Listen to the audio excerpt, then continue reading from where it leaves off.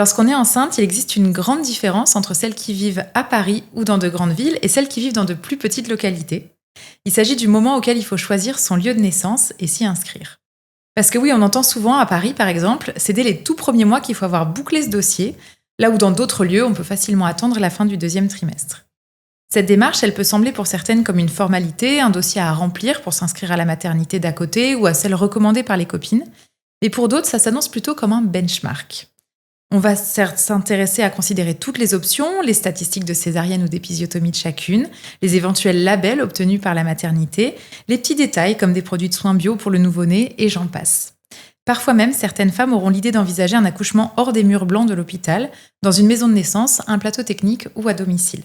Et même si pour ma part, l'option accouchement à domicile était ancrée dans ma tête bien avant que je tombe enceinte, je sais que de nombreuses femmes trouvent cette décision du lieu de naissance peu évidente. Ça peut être un véritable choix cornélien pour un moment tellement unique à vivre. Je vous propose donc de balayer aujourd'hui toutes les options qui pourraient s'offrir à vous, leurs avantages, leurs inconvénients et leurs contre-indications, avec la sage-femme Floriane Stoffer-Obrecht, dont le livre C'est mon accouchement a fortement accompagné le mien. Très bonne écoute. Bonjour Floriane et bienvenue au micro d'Elsie Mama. Bonjour Marion. Pour débuter cet épisode, est-ce que tu veux bien peut-être te présenter en quelques mots pour les personnes qui ne te connaîtraient pas ? Alors donc moi c'est Floriane, je suis sage-femme depuis le début des années 2000, donc ça commence à faire un petit moment. Ouais. Et ma spécialité à moi, c'est vraiment la naissance physio et la naissance dans tous les lieux, surtout. Okay. Ce qui m'a amenée à écrire un livre, C'est mon accouchement, pour vraiment aider les femmes et les familles à se réapproprier la naissance. C'est un petit peu mon sujet dada et on va pouvoir en parler aujourd'hui. Ouais, ton livre est vraiment ultra bien fait et c'est pour ça que j'en parle dès l'introduction parce que moi j'ai trouvé qu'il était justement, il indique énormément de choses, peu importe son projet, ses envies, en fait on a vraiment toutes les infos là-dedans et je trouve ça très très chouette. Donc tu es sage-femme engagée pour la physio des naissances, le respect des mères dans leur projet d'enfantement et tu formes aussi des consoeurs à cette approche et ce que je trouve intéressant aussi c'est de pouvoir mettre dans le paysage médical actuel ce sujet de la physiologie qui a tendance aujourd'hui à passer un peu au second plan. Tu as écrit donc à destination du grand public ce livre dont on parlait qui donne les clés aux femmes pour être actrices de leur accouchement et choisir en conscience le lieu le plus adapté pour elles. Pour commencer, on va parler du lieu le plus classique pour accoucher, en tout cas en France, qui est la maternité ou l'hôpital. Est-ce que tu as une idée du pourcentage des accouchements qui ont lieu tu vois, dans ce lieu-là Oui. Alors, en fait, c'est très facile. En France, c'est 99% des naissances qui se passent à l'hôpital. Okay. Puis dans le 1% qui ne se passe pas à l'hôpital, en fait, la plupart, ça va même être de l'inopiné, c'est-à-dire une femme qui accoucherait trop vite et qui ne peut pas aller à l'hôpital. Parce que quand tu prends les naissances dans d'autres lieux, maison de naissance ou à la maison avec une sage-femme, c'est même pas 1% en fait. Ah ouais. Et les plateaux techniques, ça rentre par contre dans l'accouchement à l'hôpital ? Et oui, parce que c'est un plateau technique d'hôpital. D'accord, ok. Quels sont les avantages et les inconvénients dans les grandes lignes à accoucher en milieu hospitalier ? Parce que si 99% des accouchements sont là-bas, j'imagine que la plupart des gens y voient plus d'avantages que d'inconvénients. Quelles sont tes visions ? Oui, le grand classique, en tout cas dans la vision moderne de la naissance, c'est l'avantage d'être sur un plateau technique avec un bloc opératoire, une équipe pluridisciplinaire de pédiatres, d'anesthésistes. Et pourquoi c'est un avantage pour la plupart des citoyens ? Parce qu'on a quand même une vision de la naissance à l'heure actuelle comme quelque chose à risque. Ouais. Donc les personnes vont à l'hôpital en se disant là, à cet endroit-là, je serai en sécurité. Mais on va en parler aujourd'hui, parce que la sécurité, ça prend pas que du technique. Oui, c'est ça. Quels peuvent être justement les inconvénients ? Qu'est-ce qui peut faire, alors on en reparlera un petit peu après, mais qu'est-ce qui peut faire qu'on n'ait pas envie justement d'accoucher à l'hôpital, puisque a priori tout le monde a envie d'être en sécurité ? Ouais. Alors dans les inconvénients, on va avoir le temps de le détailler, puis ça c'est vraiment propre à chacun, mais il est certain que la façon dont les maternités ont été organisées en France fait que ce sont quand même des lieux où on a regroupé énormément de femmes qui accouchent en même temps, avec des équipes restreintes, puisqu'il y a une gestion de l'hôpital actuellement qui est très, ce qu'on appelle technocratique et économique. Ça veut dire qu'on gère l'hôpital et les personnes comme un risque et un problème managérial. Ouais. Donc en fait, l'idée, c'est comment on fait pour faire accoucher ce nombre de personnes dans un temps donné. Donc le gros désavantage, c'est que quand j'accouche à l'hôpital, même si les équipes font de leur mieux, il n'y a peut-être pas assez de personnel. Le personnel n'a peut-être pas le temps de faire des soins individualisés qui correspondent vraiment à mes attentes à moi. Et puis, pour que ça fonctionne bien, il y a besoin de protocoles. Et ça, c'est un gros problème que les familles soulignent. C'est que, oui, le protocole est bien pour les pros, pour sécuriser, puis avoir des lignes de conduite communes. Mais moi, quand je suis une maman, j'ai pas envie de juste rentrer dans une case et de faire exactement ce qu'on me dit parce que peut-être j'aurais besoin d'avoir une adaptation. Ouais. Donc ça, c'est le gros désavantage de l'hôpital. Oui, c'est le manque d'individualisation. C'est ça. Et puis le manque d'intimité parce qu'on a tellement regroupé les naissances pour des raisons de sécurité, avoir des professionnels toujours hyper performants parce qu'ils font plein de césariennes, plein d'urgences. Alors c'est sûr, c'est super quand on voit la patho, mais il faut pas oublier qu'on a plus de 80% des femmes qui sont dans de la physio, qui n'ont pas besoin de tout ça. Et elles se retrouvent être dans des lieux où tu manques d'intimité. Puis le manque d'intimité, ça peut faire que tu t'ouvres pas, que ton accouchement n'avance pas. Mais aussi, tout simplement, beaucoup d'entre nous l'ont vécu. Toi, t'es en train d'accoucher, t'es confiante, puis dans la salle d'à côté, tu te mets à entendre quelqu'un qui hurle. Ouais. Et là, tu te dis, mon Dieu, je veux plus accoucher. Oui, c'est pas top pour les cytokines. Voilà. Ou alors, t'as une équipe qui va changer régulièrement. Donc, t'étais bien avec une sage-femme, puis il est 20h. Et cette sage-femme s'en va, et celle qui arrive, tu peux avoir un petit peu de mal, ou voilà. Et puis il peut y avoir du monde qui passe. On va en parler aussi. Si t'es dans un hôpital universitaire, il y a des étudiants, donc il peut y avoir ce problème d'intimité où en fait, d'un côté t'es contente à la sécurité que tu cherchais, puis d'un autre tu te dis là quand même il y a beaucoup de monde, beaucoup d'inconnus, puis je me sens pas si bien. Et là ça vient altérer ta sécurité émotionnelle. Or, le bon endroit pour accoucher, c'est l'endroit où tu as une bonne balance entre les deux. Ouais. C'est super intéressant. Est-ce que, quand on reste dans ce choix de milieu hospitalier, il y a des lieux publics, des lieux privés ? Oui. Quelle est la différence ? Comment on fait ce choix-là ? J'ai l'impression que c'est pas très clair, cette histoire. C'est pas très clair parce qu'en fait, c'est plus aussi clivé qu'avant. Tu avais vraiment une époque où une clinique ou un hôpital public, c'était vraiment très différent. Sauf que maintenant, on a du privé qui participe à l'activité publique, on a du public qui a une partie d'activité privée. Ouais. Et puis, il y a une époque aussi où le public, c'était vraiment l'endroit où tu avais ton gynéco ou ta sage-femme. Ce qui n'est plus forcément vrai maintenant dans le privé. Tu peux être dans le privé, mais quand même avec un gynéco qui travaille avec des collègues et c'est pas forcément ton... Voilà. Okay. Donc, c'est vrai qu'actuellement, le choix privé-public, c'est plus pour moi le critère. Alors, c'est sûr que de manière globale, dans le privé, il y a plus de risques qu'on te demande de l'argent, alors que dans le public, par définition, c'est public. Normalement, on ne va jamais te demander de l'argent en plus. D'accord. Mais je pense qu'il y a d'autres critères à regarder. On en parlera peut-être plus tard, mais qui vont être plus dans cet hôpital spécifique, qu'il soit privé ou public. Quelles sont les statistiques ? Est-ce que je peux individualiser mes soins ? Voilà, on en reviendra un peu plus tard dessus. Oui, ça nous mène un petit peu à ce que je disais en introduction, cette espèce de benchmark géant qu'il faut faire pour savoir où est-ce qu'on veut accoucher. Oui. Parce qu'on n'a pas toujours envie d'aller juste là où notre mère ou nos amis ont accouché, que peut-être on a besoin de prendre en compte d'autres choses et ça, on va en reparler. Et ça, c'est important parce que tu vois, souvent les familles disent je suis allée là parce que c'était à côté de chez moi ou parce que, comme tu dis, ma mère est allée là. Mais en fait, en fonction de ce qu'on recherche, peut-être que l'endroit qui était super pour ma copine est détestable pour moi. Moi, je dis souvent aux femmes, d'ailleurs, même moi, je peux très bien convenir à des femmes et pas du tout à d'autres. Et c'est vraiment important, parce qu'en fait, c'est l'endroit où on va donner la vie. Donc, c'est l'endroit où notre enfant va naître. C'est l'équipe à qui on confie notre santé, notre corps, notre intimité. Donc, c'est pas un petit détail, ce choix. Ouais. Et je pense que souvent, on ne s'arrête pas assez sur ce choix, qui est pourtant capital. C'est pour ça que je voulais te recevoir sur ce sujet-là, parce que je pense qu'on n'a pas toujours en tête les questions qu'il faut se poser vraiment pour choisir ce lieu. Il y a un autre quand même un élément important dans le choix, c'est le niveau de la maternité. Est-ce que tu peux expliquer ce que c'est que ces différents niveaux ? Oui, alors ça, c'est en fait depuis un des derniers plans périnatalité, on a réorganisé les maternités en France par niveau de soins et de plateau technique, justement. Quand on parle de plateau technique, en fait, c'est à quel point il y a de la technique et des soins spécialisés. Donc, on a 3 niveaux, ou 3 niveaux et demi. Niveau 1, ça va être une maternité. Souvent, c'est plutôt des petites maternités, de plus en plus elles ferment, où il va y avoir tous les soins de base. Je peux y avoir une césarienne. Si mon bébé a besoin d'une réa, il aura une réa. Par contre, il n'y aura pas de soins de suite. S'il y a des gros problèmes, on va être transféré vers un hôpital de niveau plus avancé. Pour autant, il y a quand même évidemment une équipe pluridisciplinaire. D'accord ? Niveau 2 ou 2B, en fait, ça va être un intermédiaire. C'est-à-dire que, par exemple, je vais avoir de la néonate, mais j'aurai pas de la grosse réa ou au bloc opératoire. il va pouvoir y avoir de la grossesse pathologique, mais sur des cas très spécifiques, ce ne sera pas suffisant. Okay. Et niveau 3, c'est vraiment le top du top en termes de technique. D'accord. Donc ça, c'est important, surtout si tu as de la pathologie. Parce que c'est clair que si tu as de la pathologie, il faut aller plutôt sur un niveau 3.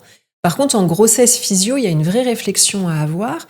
Parce que si ma grossesse est parfaitement physio et que je suis une femme en bonne santé et que je vais dans un niveau 3, parce que je me dis, il y a le top. C'est ça. Oui, il y a le top. Mais le problème, c'est que comme c'est un endroit qui est organisé pour gérer toutes les pathos, déjà, ils vont être occupés avec des vraies situations problématiques. Donc moi qui vais bien, ils n'auront peut-être pas trop le temps de s'occuper de moi. Et en plus, il va y avoir d'autant plus de protocoles serrés qu'eux, ils ont plein de pathos à gérer. Donc peut-être qu'il y aura moins de flexibilité. Alors qu'en niveau 1, finalement, c'est une plus petite équipe qui a plus de grossesse physio et qui a plus le temps de s'occuper de moi, tu vois.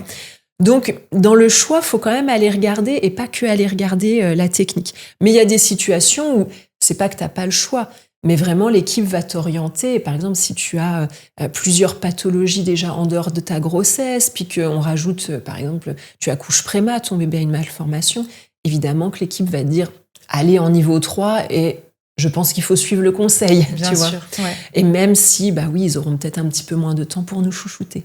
Et ça, c'est pas évident, par exemple, dans les grandes villes où il faut choisir rapidement son lieu de naissance, parce que parfois, au tout premier mois de grossesse, tu sais pas du tout si c'est une grossesse patho. Donc, tu peux ne pas choisir l'endroit où, in fine, tu vas devoir accoucher. Oui, après, il faut se dire que même si tu dois t'inscrire à l'avance, si par exemple, toi, tu as choisi une petite maternité de niveau 1, si ta grossesse évolue d'une manière pathologique, il faut savoir qu'on est organisé en réseau périnatal avec des transferts interniveaux. Donc, par exemple, moi, j'ai travaillé dans une petite maternité, puis si une grossesse évoluait d'une façon qui faisait qu'on avait besoin du gros plateau technique, on transférait les soins à nos collègues et la maman avait évidemment une place en niveau 3. D'accord, donc il y a des arrangements. Tout à fait. Les grands centres qui gèrent la pathologie sont organisés pour ça et pour accueillir des gens de toute la région. Tu vois, par exemple, nous, Nancy, on a le grand centre régional, eh bien, ils accueillent des mamans et des bébés de toute la Lorraine. D'accord.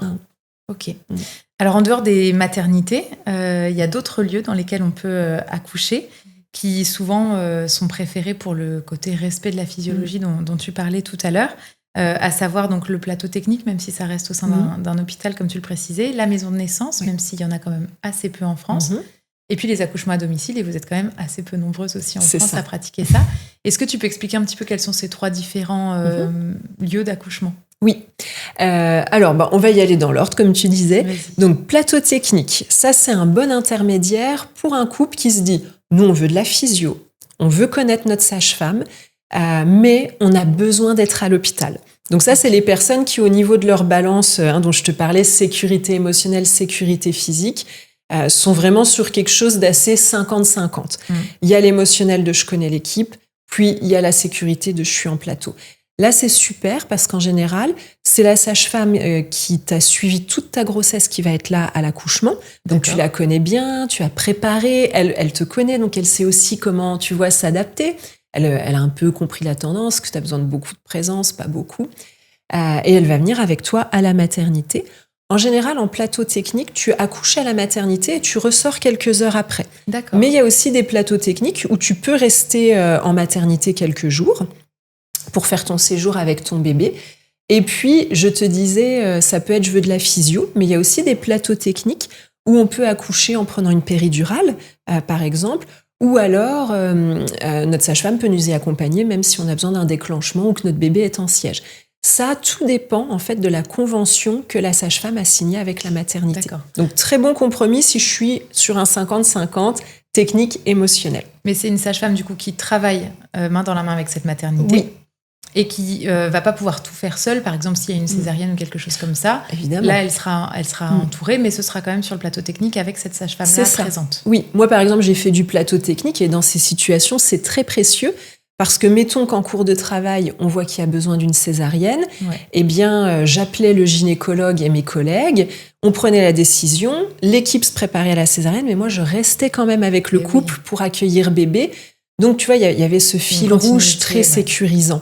Donc ça, c'était vraiment hyper intéressant. Ouais. Et ça, c'est pas ouvert aux grossesses qui ont des pathologies qu'on connaît d'avance. C'est que s'il y a des complications sur le moment. Oui, c'est ça. Et alors après, ça dépend de la convention. Tu vois, à une époque, moi, j'avais une convention où je pouvais aller au déclenchement ou aux accouchements du siège, en tout cas des accouchements avec particularité.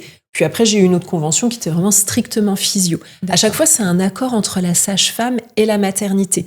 Ce qui fait qu'il n'y a pas une grande règle à te donner. Donc, il faut bien interroger sa sage-femme quand il y a un plateau technique sur c'est quoi les critères, à quel moment ça s'arrête, à quel moment ça continue. D'accord. Et donc ça, c'est la sage-femme en ville qu'on rencontre, qui va nous dire si oui ou non elle a une convention avec un hôpital autour. Tout à fait. Il y a l'Association nationale des sages-femmes plateau technique qui a un site qui référence les différentes sages-femmes. Il est plutôt à jour. Génial. Donc peut-être tu mettras en lien le site, mais ça peut vraiment être une bonne ressource pour les familles. Génial. Donc ça, c'est pour le plateau technique. Oui. Ensuite, il y a la maison de naissance qui est un petit peu différente, même si au final, il y a quand même des liens communs avec le plateau technique, de ce que je comprends. Oui, alors en tout cas en France, le grand point commun, c'est qu'une maison de naissance, c'est aussi conventionné avec une maternité et ça doit être dans les locaux de la maternité. En France, on n'a pas de maison de naissance juste dans le village ou dans la ville d'à côté. L'avantage de la maison de naissance, c'est que c'est une vraie maison ou un vrai appartement géré exclusivement par une équipe de sages-femmes. Et puis, tu es vraiment comme à la maison. Tu vois, moi, la maison de naissance que j'ai fondée, bien quand les parents arrivaient, ils arrivaient dans notre maison, on se retrouvait au salon, on buvait un café à la cuisine, puis on avait ces 2 belles chambres où les familles accouchaient. Donc, c'était vraiment dans un petit cocon. Il n'y a pas de protocole au sens rigide du terme, même si, évidemment, il y a des fonctionnements internes. Et puis, tu es avec tes sages-femmes, surtout. Donc là encore, tu as tes sages-femmes qui t'ont suivi, qui sont là le jour J. Très bon intermédiaire pour le côté, moi je sens que vraiment j'ai besoin de l'intimité, de pas du tout être dans un univers hospitalier. Parce qu'on n'en parle pas, mais l'univers hospitalier peut vraiment être inhibant ou stressant pour certaines familles. Oui, selon le vécu aussi, on peut avoir très peur d'être dans ce secteur-là. C'est ça, ou juste pas s'y sentir bien. Tu vois, moi j'ai des mamans qui disent mais ces odeurs, ces bruits, moi en fait ça me stresse. Il y en a que ça rassure, mais d'autres ça les stresse. Donc l'avantage c'est que vraiment on a cette intimité, ce comme à la maison, tout en ayant juste une rue ou un couloir à traverser pour être au bloc. Donc, il y a ce côté, j'ai cette sécurité de ça va vite. À aller chercher des soins à côté. Le problème en France, c'est que l'expérimentation a commencé maintenant il y a une dizaine d'années et on peine vraiment à voir diffuser ces maisons de naissance parce que justement, il faut que ce soit dans des locaux de l'hôpital. Donc, il faut qu'il y ait de la place, trouver un hôpital qui est d'accord. C'est des conventions vraiment pas évidentes. Et puis, c'est des structures qui nécessitent vraiment une organisation un petit peu poussée et qui repose uniquement sur les sages-femmes. Donc, il faut aussi trouver des sages-femmes qui ont envie de monter ce projet. Mais dans l'idéal, j'espère qu'on y arrivera. Il faudrait qu'il y ait une maison de naissance au moins dans chaque grande ville de France. Tu vois. Et je ne crois pas que ce soit le cas. Il me semble qu'en tout cas, à Bordeaux, on n'en a plus. Je ne connais pas toutes les autres villes. Mais... actuellement, là, il y a eu 9 premières qui ont diffusé. Puis là, on essaye péniblement d'arriver à 20, tu vois. Donc, quand tu vois 700 000 naissances en France, clairement, on n'en a pas assez.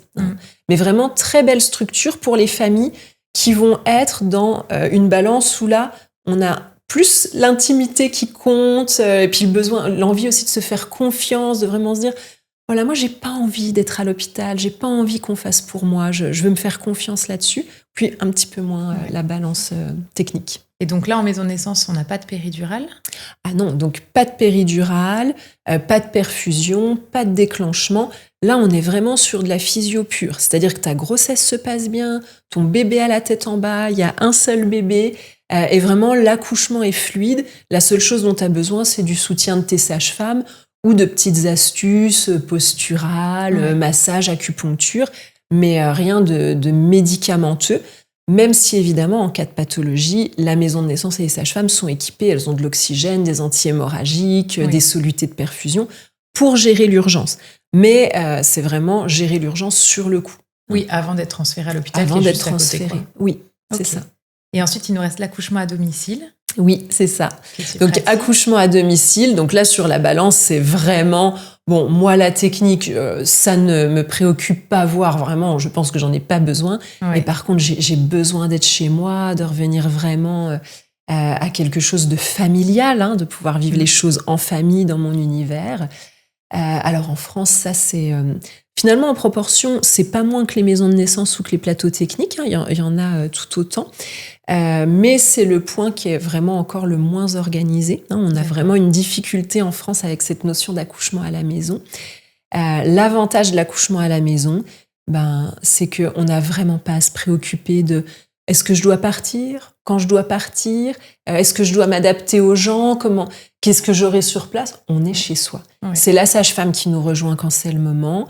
On est dans notre univers, j'ai envie d'un bain, j'ai ma baignoire ou ma douche. Voilà, les papas sont souvent très à l'aise parce que ils sont chez eux, tu vois, ils ont besoin d'une pause, ils vont à la cuisine se faire un café. Et très acteurs aussi. Et très acteurs également. Donc c'est vraiment là la notion de revenir au familial et puis juste à la naissance est un événement de la vie comme un autre. Là encore, tu es avec ta sage-femme ou tes sages-femmes qui t'ont suivi, qui te connaissent bien. Donc ça, c'est quand même hyper précieux. Et ces sages-femmes vont être équipées comme pour les maisons de naissance. Donc comme ce que je disais tout à l'heure, aucune médicalisation tant que tout se passe bien et que la grossesse est physio, que l'accouchement se déroule bien. Mais évidemment, en cas d'urgence et avant d'aller à l'hôpital, elles ont les anti-hémorragiques, elles ont de quoi faire une suture si besoin, elles ont de l'oxygène s'il faut faire une réa. Et donc, elles peuvent intervenir. Souvent, la grande peur qu'on a avec la maison de naissance, c'est qu'on remet ça à quand on n'avait pas toute cette technique. Mais je veux dire, à cette époque-là, on n'avait pas non plus les maternités. Oui. Donc, il faut comparer les choses à notre époque.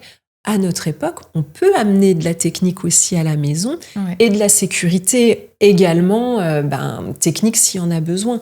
Donc, la naissance à la maison, c'est plus celle de nos grands-mères, heureusement. Et l'avantage, c'est que si besoin, on va vers un hôpital. D'ailleurs, c'est un des critères, c'est que pour accoucher chez moi, je dois quand même être à une certaine distance d'une maternité. Tu vois, si je dépasse cette distance, la sage-femme ne va pas accepter le suivi pour ne pas mettre en danger la famille. Parce qu'un transfert urgent, par définition, il faut quand même pouvoir aller assez vite. Ouais, bien sûr. Donc en général, c'est max 30-40 minutes d'une maternité. Okay. Donc rien que pour ça, tout le monde ne peut pas accoucher chez soi. Oui, surtout qu'il y a de moins en moins de maternités en France. C'est un problème. Et du coup, chaque sage-femme qui pratique l'accouchement à domicile a aussi une maternité vers laquelle elle renvoie, ou ça dépend plutôt du lieu d'habitation ? Alors en fait, souvent, nous les sages-femmes à domicile, et c'est aussi un avantage, on va travailler avec plusieurs maternités. D'accord. Parce que on a des secteurs plus ou moins longs, mais tu vois, moi je suis dans un périmètre à 1 heure de chaque côté de chez moi, donc ça fait que je travaille régulièrement avec 5 maternités différentes. Oui, c'est pas mal. Mais oui. Beaucoup, ouais. Alors bon, ça nécessite un peu de souplesse pour nous, et pour elles aussi d'ailleurs, mais ça fait que on va avoir différents secteurs où on peut intervenir. Donc on est moins cantonné qu'une maison de naissance qui va être vraiment à un endroit en particulier. Et par contre, à l'heure actuelle, il n'y a pas de convention avec une maternité. Ça va être plutôt des accords oraux ou tacites. Il y aurait besoin d'un petit peu plus d'organisation autour de l'accouchement à domicile en France. Alors justement, j'avais envie de représenter un peu mieux l'accouchement à domicile dans cet épisode, déjà parce que tu le pratiques, que moi c'est la manière que j'ai choisie pour donner naissance à ma fille. Et on a tendance à penser, en tout cas, moi c'est un projet que j'ai gardé secret très longtemps pour justement pas avoir les opinions des gens, puisque beaucoup de personnes pensent que c'est risqué, que c'est un choix inconscient même par moment, et je trouve ça important que tu rappelles qu'il y a quand même du matériel médical et qu'il y a évidemment là aussi finalement des petits protocoles de transfert pour pas faire n'importe quoi. J'ai d'ailleurs moi-même suivi des jugements de la part des professionnels médicaux, puisque quand on accouche chez soi, on s'inscrit quand même dans une maternité au cas où sur la fin de grossesse il y a un besoin, et on n'est pas toujours très très bien accueilli malheureusement, même si c'est pas le cas partout. Et puis comme c'est moins de 1% des naissances, c'est difficile, j'imagine, pour les femmes comme toi qui sont engagées pour cet accouchement-là de faire connaître les choses. Est-ce que tu peux expliquer peut-être un peu plus en détail comment ça se déroule un accouchement à domicile ?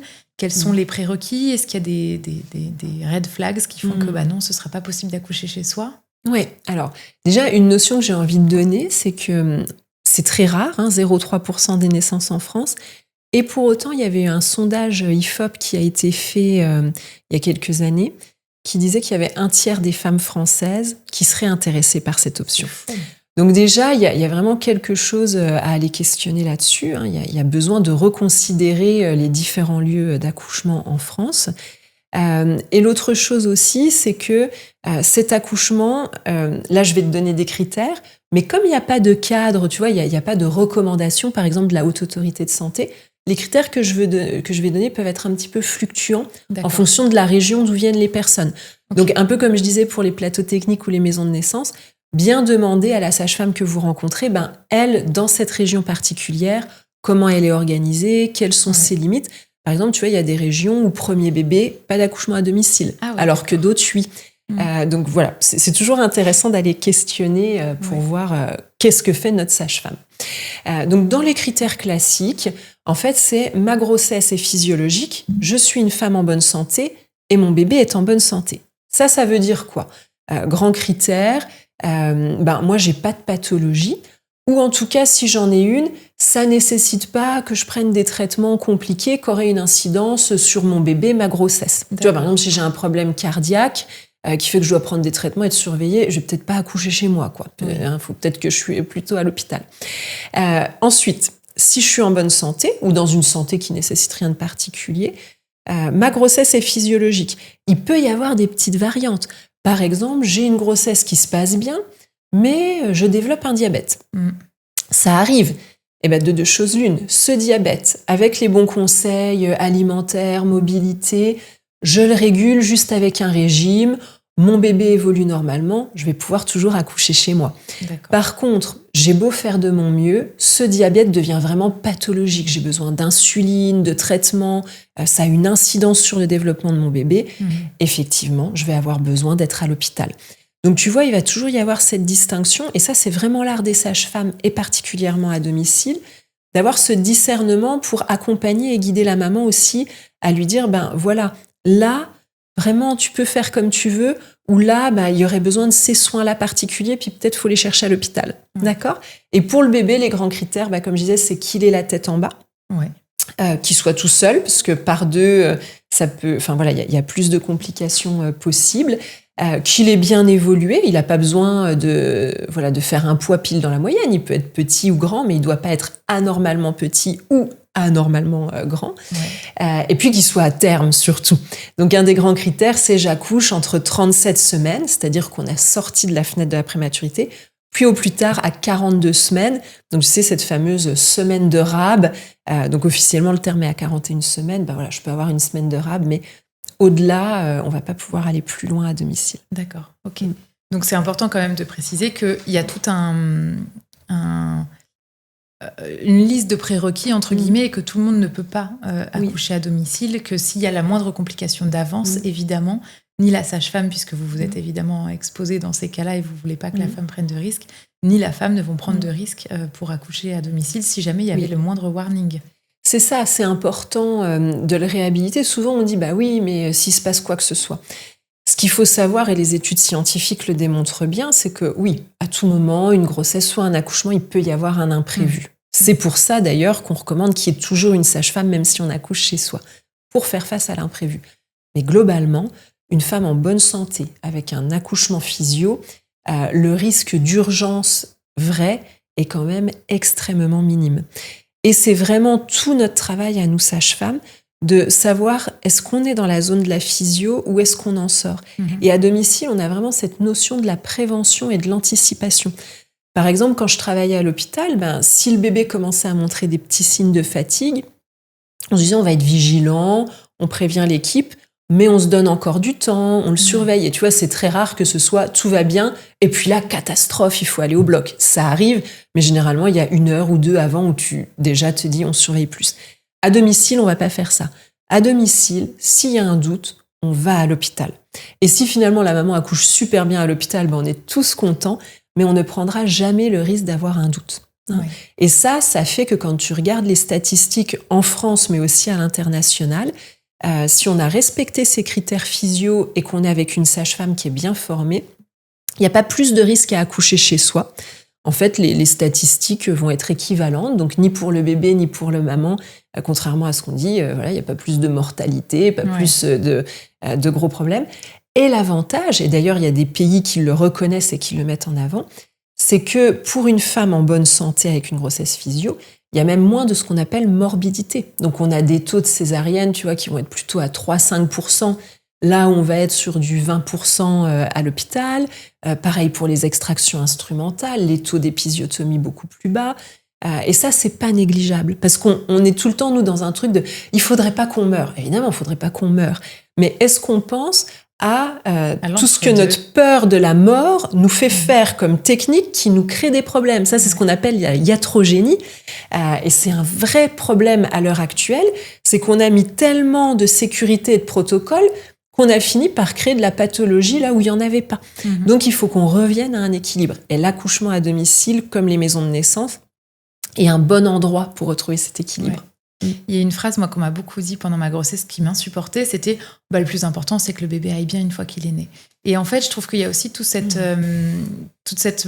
espèce d'espace gris entre deux, où certes, on ne va pas mourir, mais il y a aussi la manière dont la femme vit cet accouchement, la manière dont elle récupère, et tout ça, ça a tellement un impact sur le lien qui va se créer, évidemment, avec son enfant, que, in fine, c'est très important parce qu'on a aussi des taux de suicide assez conséquents pendant la première année de vie d'un enfant. C'est la première cause de mortalité des jeunes mères. Donc, peut-être qu'on peut aussi considérer, prendre tu vois, la vision un peu plus large et considérer aussi que ça, c'est important et pas juste un bébé vivant à l'arrivée, quoi. C'est ça. Puis au-delà de cette santé psychique, tu vois, alors ça remonte un petit peu, mais le Collège national des sages-femmes, par exemple, avait fait des recommandations sur l'usage de l'ocytocine. Tu sais, cette fameuse hormone pour accélérer un peu votre travail, madame. Voilà, moi, quand j'ai fait mes études, c'était vraiment ça. Une maman arrivait, même si tout se passait bien, hop, on allait mettre une petite perf, comme ça, on allait diriger le travail. Et en fait, sur le coup, on se disait, c'est une bonne idée. Elle va accoucher un peu plus vite, elle sera moins fatiguée. Sauf que ce qu'on s'est aperçu, c'est qu'en faisant ça, on faisait exploser le taux d'hémorragie. Donc, à vouloir bien faire avec nos techniques, on rendait, nous, les femmes malades. Donc, tu vois, il y a ça aussi qu'il faut interroger. Et même les hôpitaux, de plus en plus, s'interrogent là-dessus et essayent de retrouver le bon compromis. Mais il ne faut pas croire que la médecine et la technique est sans incidence. Moi, comme je dis toujours, c'est comme le Doliprane. Il y a quand même des effets secondaires. Donc, il faut faire la balance de se dire, est-ce que j'ai vraiment besoin de cette technique et que ça vaut le coup de prendre le risque des effets secondaires ou est-ce que je peux m'en passer et dans ce cas-là, je ne vais pas m'exposer. Ce qui est très intéressant aussi avec tout ton travail, notamment ce que tu expliques aussi dans le livre, et on le comprend bien dans le titre, c'est mon accouchement. Et c'est cette idée de se réapproprier les choses. Parce que cette phrase aussi horrible de « c'est tel médecin qui m'a accouché », il n'a pas poussé lui. Mais tu vois, cette idée aussi de, comme quand on va à l'hôpital et qu'on est vraiment dans les schémas classiques dont on nous a, en tout cas nos générations, toujours parlé, c'est comme si on donnait un peu son corps et allez-y, faites sortir mon bébé. Alors que dans ton approche de l'accouchement physiologique qui se passe à la maison ou pas, mais dans toute cette démarche, il y a ce côté de comprendre ce qui se passe dans le corps, d'accompagner et de redevenir actrice. Et je pense que ça change tout sur le vécu aussi en postpartum après. En fait, ça c'est essentiel. Et quand bien même on ne serait pas dans la physio. Déjà, jusqu'à il y a quand même pas si longtemps, quand tu accouchais, tu choisissais ta position et c'est tes mains qui accueillaient ton bébé. Ça change tout pour toi et ton bébé. Enfin, c'est extraordinaire, cette sensation de tu mets ta main, tu sens ton bébé. Même dans la poussée, on n'en parle pas assez, mais on s'imagine qu'il faut que le docteur tienne la tête, tourne le bébé ou la sage-femme. Sauf que quand c'est moi qui mets ma main sur mon périnée, moi je sens de l'intérieur quelle est la pression, je sens s'il faut que je pousse plus ou que je retienne avec mes mains. Donc de moi-même, instinctivement, en fait, je vais beaucoup mieux gérer que le docteur qui, lui, sent juste de l'extérieur. En tout cas, tant qu'il n'y a pas de pathologie, qu'il n'y a pas de problème. Donc se réapproprier la naissance, finalement, c'est aussi beaucoup plus safe pour soi et son corps.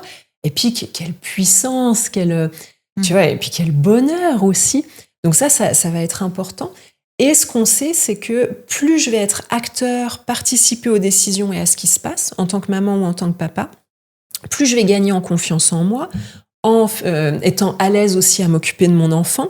Je vais gagner aussi en bien-être, parce que quand je suis pas acteur et que je subis les choses, il y a beaucoup plus de risques de trauma liés à l'accouchement.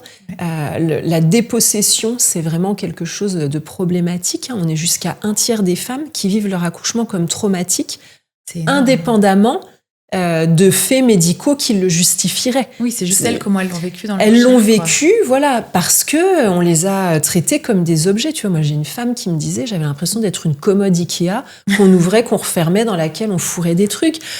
c'est horrible. Ouais. En fait, on peut pas se sentir comme ça. C'est pas normal. Et surtout, garder ce souvenir-là d'un moment complètement unique qu'on ne revivra peut-être jamais après. Mais c'est ça. C'est un peu... Ouais. Puis dans le lien à l'enfant, on n'en parle pas assez, mais moi, je le vois notamment quand j'accueille des femmes plus âgées, tu vois, à la cinquantaine, à la soixantaine.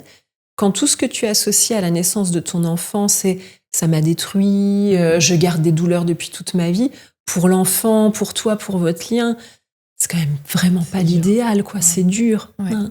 Surtout quand on voit à quel point, dans la majorité des cas, ça peut être beau.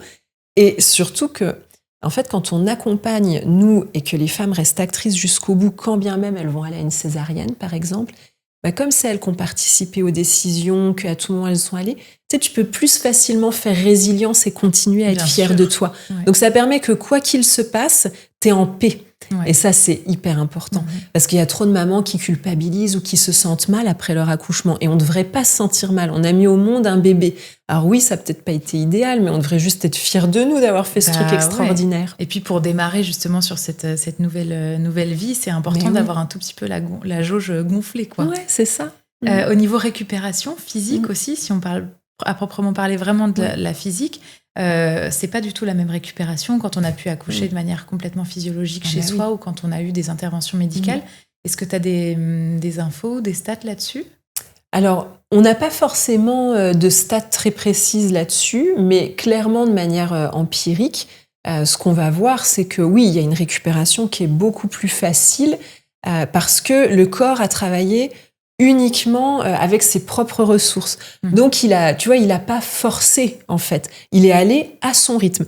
Moi, je le vois bien dans les différents lieux, et d'ailleurs, ça peut être à l'hôpital aussi, mais quand on laisse vraiment une femme aller à son rythme, celle qui a besoin de mettre 24 heures à accoucher à son rythme, elle va mettre 24 heures, puis celle qui peut te le faire en 2 heures, elle te le fait en 2 heures. Mais son corps a respecté le rythme qui était bon pour elle. S'il y a eu ce qu'on appelle une pause physiologique dans le travail et qu'on l'a respecté, c'est ces moments où, les contractions ralentissent un peu, ça s'ouvre pas, mais juste elle avait besoin de manger puis de faire une sieste, on s'affole pas. Et une fois qu'elle a fait ça, ça reprend.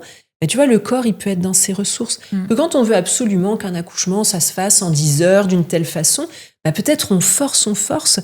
Quand on fait pousser une femme alors que c'est pas le moment pour elle, ça paraît bête, mais comment tu veux pousser ? Là, je te dirais, allez, Marion, pousse. Pousse quoi ? Comment ? C'est pas très efficace. Que quand je pousse au moment où clairement ce bébé est sur ma vulve et puis je le sens faire des allers-retours ouvrir ma vulve, c'est facile de le pousser, tu vois, même ça, c'est un réflexe, ça se fait tout seul. Tu peux pas te retenir. Donc évidemment que les efforts sont pas du tout les mêmes. Ouais. Et en plus, ça libère des cocktails hormonaux qui viennent soutenir ça. Tu sais, t'es blindé d'ocytocine, d'endorphine, d'adrénaline, en fonction des moments, qui font que ton corps est juste dans un espèce de super pouvoir comme ça. Et ça, on n'en parle pas non plus. Plus tu vas respecter ton rythme et le processus de ton corps, plus tu vas libérer au bon moment les bonnes hormones. Que si je te demande de pousser, puis que c'est pas vraiment le temps de la pousser, en fait, tu sens pas toi le bébé, mais juste on a décidé que t'es à dilatation complète, toi, t'as pas encore l'adrénaline, donc t'as pas cette force extraordinaire, t'as pas ces muscles-là qui travaillent à fond, t'as pas le réflexe sur ton périnée, et ton bébé non plus. On n'en parle jamais. Mais moi, si je te fais pousser et que le bébé a pas eu non plus le shoot d'adrénaline, lui, il a pas ces petits poumons qui se sont préparés. Il a pas ce côté j'arrive et puis hop, ça y est, je suis capable de ramper au sein, je suis au taquet. Ouais. Donc il y a tout ça, tu vois, qu'on voit pas quand on est dans une vision que technique de il faut sauver des vies. Oui, on va sauver des vies, mais on peut peut-être faire confiance dans le corps aussi. Ouais, je pense que le message principal, c'est ça. Et on pense trop peu aussi au vécu du bébé. Mais oui. Dans cette aventure. C'est ça. Regarde, ce truc un peu, moi qui me paraît tellement aberrant, de quand un bébé pousse, hop, dès qu'il va y avoir sa tête, on va prendre sa tête, la tourner, hop, tirer son épaule, tirer l'autre épaule et l'extraire. Ça, c'est la façon dont tu arrives dans le monde. Tu te rends compte ? T'es déjà tiré comme ça. Tu connais pas ce truc, c'est comme si t'arrivais sur une autre planète, tu ne comprends rien, tu vis pour la première fois la pesanteur, et là, on tortille, machin. Ouais. Normalement, si tout se passe bien, puis nous, on a vraiment des critères des pros pour valider que ça se passe bien, bébé va amener sa tête dehors, il va faire sa petite pause, des fois même c'est rigolo, il te regarde, tu sais, les papas adorent ça. Mon bébé me regarde, il est encore dedans, un peu dehors. Et là, ce bébé, de lui-même, va tourner ses épaules, va se mettre dans la parfaite position, et quand la contraction reprend, il va arriver accompagné de sa maman. T'imagines la dynamique de vie que t'amènes ? C'est très différent d'avoir été poussé dans la vie et d'avoir pu venir dans la vie à ta façon. Ouais. Et on le voit, et ça, il y a quand même un petit peu de travaux en psychologie, notamment périnatale.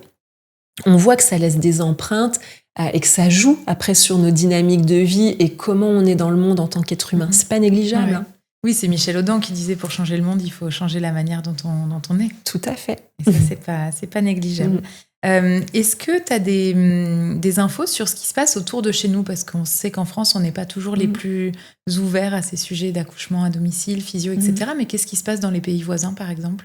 Alors, je vais pas te mentir, il y a un peu un mythe autour de ailleurs, l'herbe est plus verte. Hein. Ouais, okay. En fait, l'accouchement à domicile, les maisons de naissance, globalement, à peu près partout dans les pays occidentaux, c'est quand même quelque chose de rare.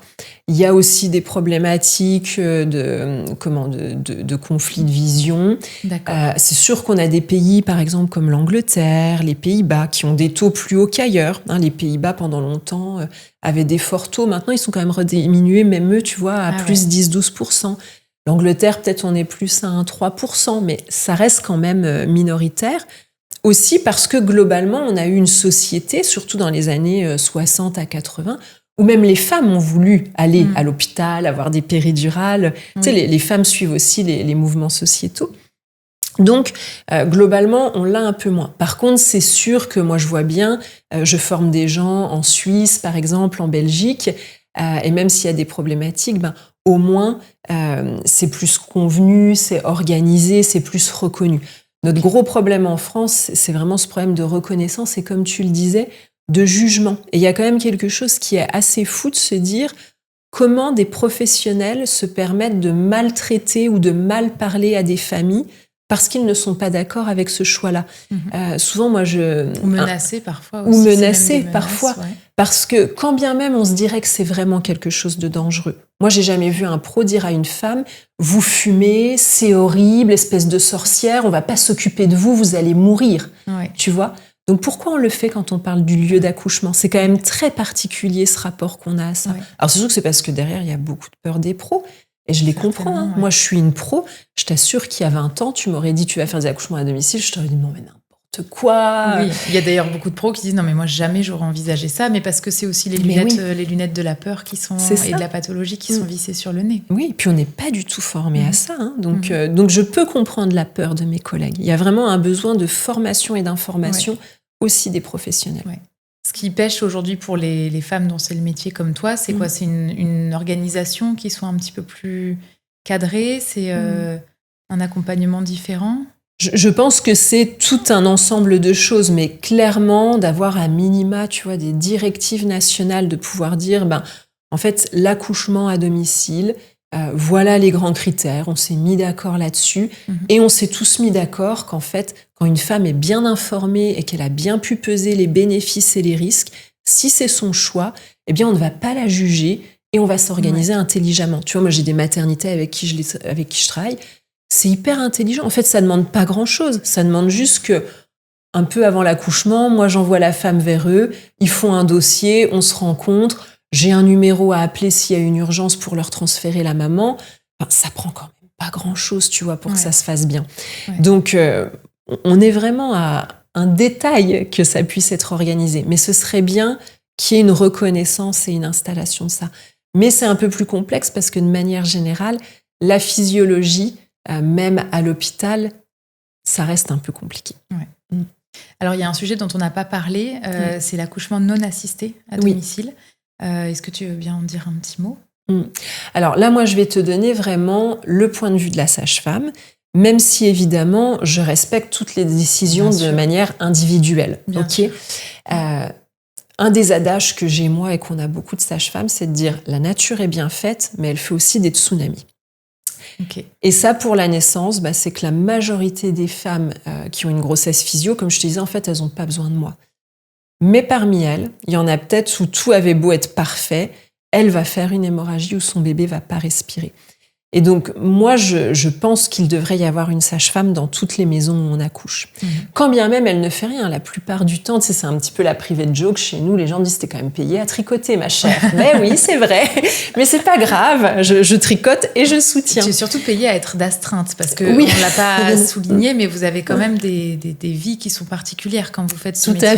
Tout à fait. Mais même si on met ça, voilà, un petit peu à part, c'est sûr que la plupart du temps, on n'a pas besoin de nous.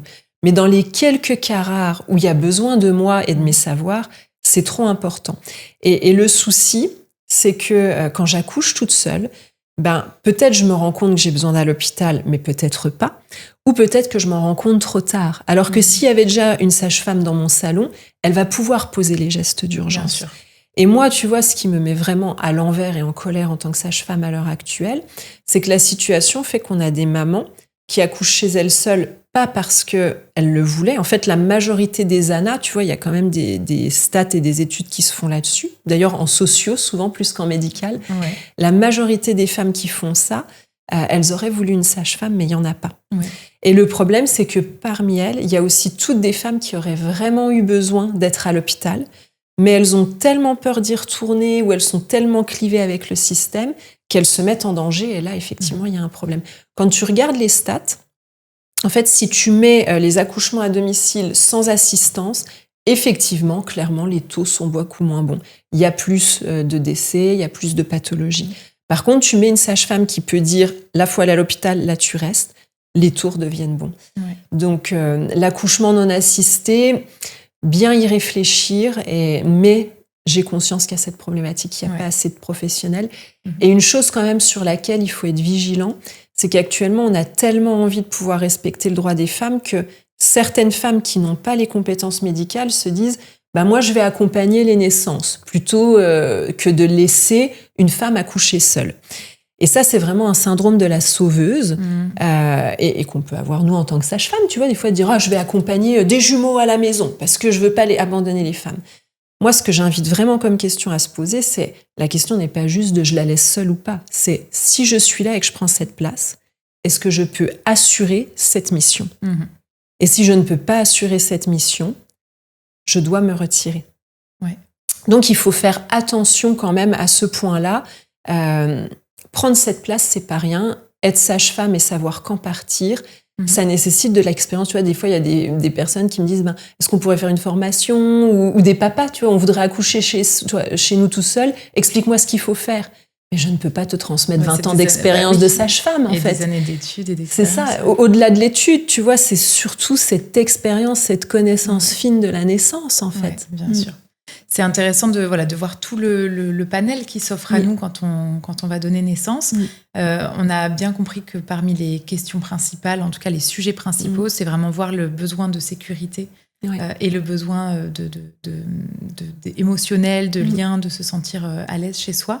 Il y a aussi quelque chose de très important, c'est la place du coparent. Oui. Bien souvent, dans les accouchements physiologiques, on peut plus facilement donner une place à ce coparent et le rendre acteur. D'ailleurs, c'est ce que j'ai beaucoup aimé dans ton livre. Tu décris chaque étape de l'accouchement et à chaque fois le rôle que peut prendre le coparent. Parce que je crois que c'est aussi traumatisant parfois pour les coparents d'être à côté, de ne pas savoir quoi faire, de voir sa compagne en souffrance et d'être un petit peu impuissant. Alors que il y a plein de choses qu'il peut mettre en place. Quelle est pour toi l'implication que peut avoir le coparent dans chacun des lieux d'accouchement qu'on a parcourus ? Alors déjà, première chose, il a le droit de ne pas avoir d'implication. D'accord. Revenons c'est pas à une ça. injonction. Ce n'est pas une injonction. Et parfois, je t'assure qu'il y a certains coparents, autant qu'ils assument de ne pas être là. Okay. Et puis qu'on prenne un relais. La question, c'est vraiment que ce soit dit dans le couple. Souvent, moi, dans les couples que j'accompagne où il y a ça, c'est de dire, en fait, s'il y a un tel mal-être ou un tel problème, nommons-le et voyons ce qu'on peut mettre en place. D'accord ? Bon, c'est quand même anecdotique. La plupart des papas, même avec l'appréhension, vont vraiment assurer. Ce qu'il faut voir en tant que père, c'est que le père et le coparent, à l'heure actuelle, ça va être vraiment le seul élément de notre famille. On n'accouche plus avec notre mère, notre tante. Alors, à la maison ou en maison de naissance, ça revient. Mais c'est quand même pas la majorité des cas. Et puis surtout, c'est la personne avec qui on a fait ce bébé. C'est la personne qui nous aime. C'est vraiment notre soutien du quotidien. Donc, souvent, moi, ce que je dis au papa, c'est déjà juste parce que tu es là dans une vraie présence, ça change tout. Beaucoup de femmes le disent. Hein. En fait, bon, il faisait pas les massages tout à fait comme tu as dit, mais juste parce que je sentais sa main et que je voyais dans ses yeux que j'étais super et qu'il avait envie de m'aider, bah déjà, ça allait beaucoup mieux. Ouais. Versus des femmes qui disent « Non, mais c'est horrible, il jouait sur le téléphone, je me suis sentie abandonnée. » Mais ça, le problème, c'est qu'on n'implique tellement pas les pères. Combien de pères me disent « Moi, je suis jamais au rendez-vous, ou si j'y suis, de toute façon, on me parle pas. » Ouais. Donc, pourquoi je m'impliquerais ? Il y a des tas d'endroits où tu fais de la prépa, où on ne demande pas au père de venir. C'est quand même incroyable. C'est dommage, ouais. Donc, comme tu disais, moi, j'ai transmis aussi dans le livre et dans mes prépas le côté au papa de dire, en fait, voilà les critères. Si elle fait ça, ça veut dire ça. S'il se passe ça, c'est que t'es dans telle phase. Parce qu'en plus, le papa qui sait un petit peu, déjà lui, il est rassuré. C'est ça. Donc, comme il est plus calme, il peut vraiment transmettre une belle énergie à sa chérie, il sait où il en est. Et puis, il a des clés. Et c'est tellement des clés faciles. Tu sais, elle se penche en avant. Ça veut dire que le sacrum s'ouvre. Donc, pétris-lui, fais-lui des massages du sacrum. Ouais. C'est facile à transmettre. Juste proposer de l'eau, tu en parles, proposer un truc à boire, mettre un peu de musique, des choses bêtes, mais pour créer l'ambiance. J'aime beaucoup cette image que la femme qui accouche, elle a besoin d'être un peu dans sa grotte, mais que le coparent va être le gardien de la grotte, quoi. Ouais, tout à fait. Souvent, c'est ça. C'est le gardien ou c'est le roc sur lequel elle peut vraiment s'abandonner. Moi, c'est souvent ce que je dis au père.